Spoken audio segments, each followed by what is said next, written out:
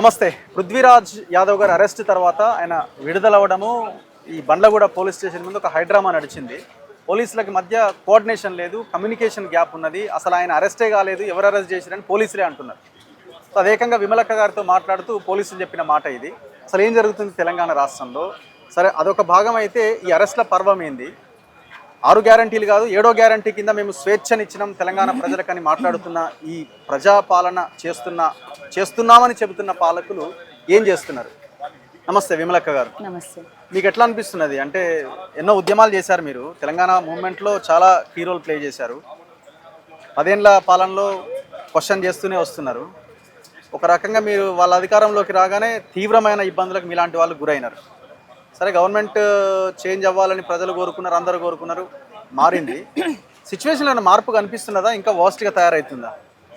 అదే ఇప్పుడు ఈ అరెస్ట్లు అయితే కొంచెం ఆశ్చర్యాన్ని కలిగిస్తుంది. ఇప్పుడు అంటే ఏసీపీ గారితో మాట్లాడాను నేను. అదే వెళ్ళిపోవచ్చు అన్న తర్వాత వెళ్ళి కిందికి వచ్చిన తర్వాత మీడియా వాళ్ళతో మాట్లాడినాం కదా. అవును, మీడియా వాళ్ళతో మాట్లాడి చక్కగా గన్ పార్క్ పోవాలనుకున్నాం. గన్ పార్క్ పోయి అమరులకు నివాళులు అర్పించేసి ఎక్కడోళ్ళం అక్కడ డిస్పర్స్ అవుదామని అనుకున్నాం. కానీ ఏసీపీ గారు అనేది ఏంటంటే అసలు పృథ్వీరాజ్ ఎవరు అని అంటున్నారు. అంటే పృథ్వీరాజుని నైట్ అరెస్ట్ చేసింది తనకు తెలియదు అంటున్నారు. అదే అర్థం కావట్లేదు. అంటే ఇక్కడ వీళ్ళకు లోకల్గా ఉన్నటువంటి వీళ్ళకు కమ్యూనికేషన్ లేకుండానే అరెస్టులు జరుగుతున్నాయా అంటే ఇట్లాంటి అరెస్టులు దేనికి సంకేతం అనేటువంటిది కొంచెం ఇబ్బందికరంగానే అనిపిస్తుంది. ఏది ఏమైనా తెలంగాణలో ఒక స్వేచ్ఛాయుత వాతావరణం కలిగేలా ఉండాలని కోరుకున్నాం. గత ప్రభుత్వంలో అది కలగలేదు, కనీసం ఈ ప్రభుత్వంలోనైనా కలుగుతుందని అనుకున్నాం. కానీ ఇప్పుడు వీళ్ళు 7 గ్యారంటీస్లో చెప్పినటువంటి అంశం కూడా ఇది దీనికి సంబంధించి స్వేచ్ఛ. ఆ స్వేచ్ఛకి భంగం కలిగే విధంగా ఈ అరెస్టులు ఉన్నాయనేది దీనికి ఒకటి అర్థమవుతుంది మనకు. అక్కడ తెలంగాణ శ్యామ్ కానీ పృథ్వీరాజ్ యాదవ్ కానీ వీళ్ళిద్దరి అరెస్టులు అసలు ఓయూజేఏసీకి సంబంధం లేకుండా జరిగినటువంటి అరెస్టులు. బంధుకు పిలుపునివ్వలేదు, దానికి సపోర్ట్ చేయలేదు, అసలు దానికి సంబంధం లేదు. ఇప్పుడు ఇక్కడ తిరుపతి వేణుల పేర్లు అనేటువంటిది ఏసీపీ గారు చెప్తున్నటువంటి అంశం. అయితే నేను అదే చెప్పిన ఏసీపీ గారికి, సార్ ఇట్లా ఎవరు ఆయన పేరేంది తిరుపతి వేణు వీళ్ళిద్దరూ ఇచ్చినటువంటి పిలుపుకి ఈ పృథ్వీరాజుకి అసలు సంబంధం లేదండి అని అంటే, పృథ్వీరాజు ఎవరు అని అన్నారు. అంటే పృథ్వీరాజును రాత్రి 12:30కి అరెస్ట్ చేసిరు సార్. అరెస్ట్ చేసినటువంటి విషయంలోనే మేము ఇక్కడ కలవడానికి నేను చెప్పాల్సి వచ్చింది అనమాట. అంటే అది ఆయనను అక్కడ అరెస్ట్ చేయలేదు, మేము అరెస్ట్ చేసింది పృథ్వీరాజుని ఇక్కడ అదే ధర్నా చేస్తుంటే నల్లకుంట పిఎస్ ముందు ధర్నా చేస్తుంటే ఆ ధర్నా దగ్గర ఎందుకు ధర్నా చేస్తున్నా అరెస్ట్ చేసినాం. కానీ వాళ్ళ ఇంటికి లేదు సార్, అరెస్ట్ అయింది, వాళ్ళ ఇంటి విజువల్స్ అన్ని కూడా మొత్తం ప్రపంచమంతా చూస్తున్నాయి సార్ ఇప్పుడు అని నేను మాట్లాడడం జరిగింది. అందుకనే అంటే లోకల్ పోలీసులకు కూడా తెలియకుండా ఇంకొకటి పృథ్వీ వాళ్ళ వైఫ్ వాళ్ళ ఊర్లోకి వెళ్ళి అడగడము, పృథ్వీ అసలు అక్కడికి వెళ్ళి టెర్రరైజ్ చేయాల్సినటువంటి అవసరం ఏముంది, ఇంత సీరియస్ అంశం ఏముంది. అందుకనే ఇప్పటికైనా మించిపోయింది లేదు. తెలంగాణ సమాజానికి ఒక విజ్ఞప్తి చేస్తున్నాను, అట్లనే తెలంగాణ ప్రభుత్వానికి కూడా ఒక విజ్ఞప్తి చేస్తున్నాను. ఇక్కడ జరుగుతున్నటువంటి ఈ సమస్యను సామరస్యంగా పరిష్కరించుకోవడానికి ప్రభుత్వం వెంటనే చొరవ చూపాల్సినటువంటి అవసరం అయితే ఉందని నేను భావిస్తున్నాను. ఎందుకంటే దీన్ని ఇంకా పొడిగించి ఇంకా ముందుకు తీసుకుపోయి పెద్ద ఎత్తున వేరే ఏదో జరిగేటువంటి అవకాశం లేకుండా చూడాల్సినటువంటి అవసరం ఉండాలి. అట్లా పోకూడదు. వాస్తవంగా ఆ రకమైనటువంటి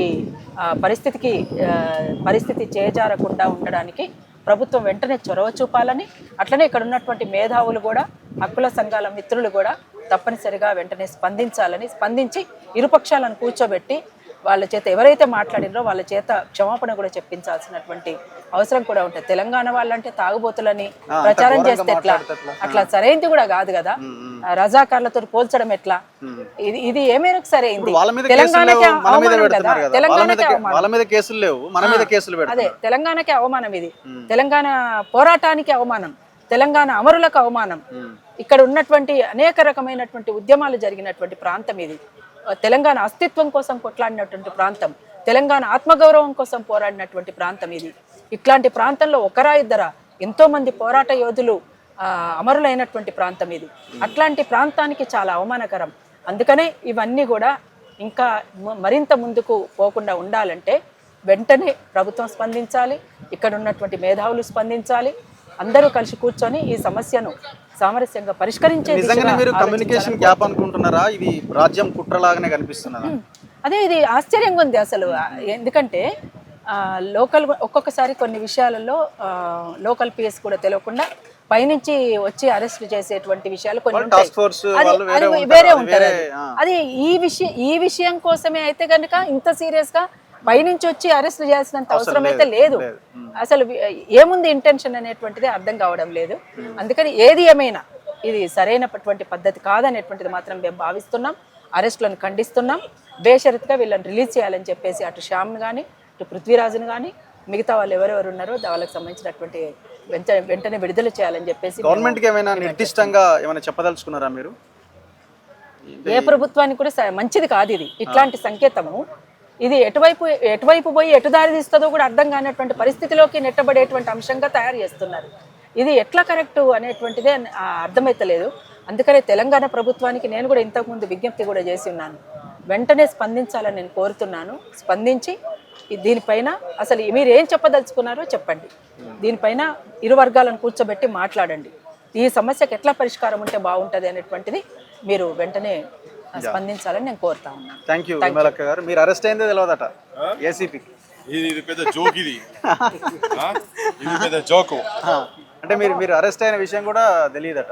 అంటే మన ఆయన లీవ్ లో పృథ్వీరాజ్ ఎవరు? పృథ్వీరాజ్ మేము ఎందుకు అరెస్ట్ చేస్తాం? ఆయన ఏదో ధర్నా చేస్తుంటే తీసుకొచ్చిన వీడికి అంటున్నారు. మరి ఇప్పుడు నేను ఇప్పుడు గుజరాత్ వాళ్ళు కదండి, తన పరిదే కదా.